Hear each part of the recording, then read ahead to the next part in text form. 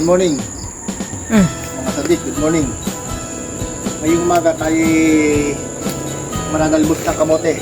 Hindi yung puro tayo karne. Mas mainam na mga puro organic vegetable ang ating kainin. Kasi tayo bilhin na bilhin ng karne. Dito sa aking palibot, maraming makukuhang gulay dito. May malunggay, may talbos ng kamote, may mga gabi. May gabi, may mga kung ano pa dyan na po pwede natin gulay. So, mas mabuti na itong puro gulay muna natin kuhanin at ulam. Nakatipid ka na, mas maganda pa sa kalusugan. Update ko kayo mamaya pagluto na. Ito na mga sadik, ang napanguha kong talbos ng kamote. Ano kayo masarap na luto dito?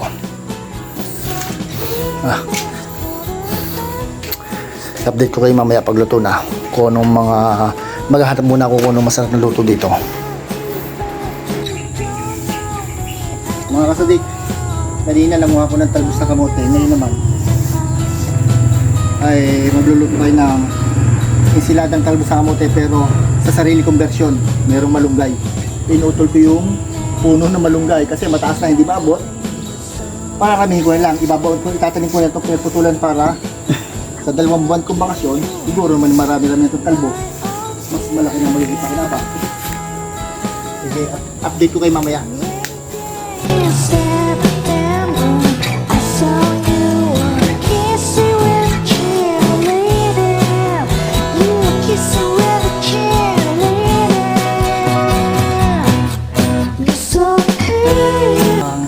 Buhay probinsya, mas mainam kumain ka ng mga organic. Walang kahit anong fertilizer to, kaya maganda sa katawan to.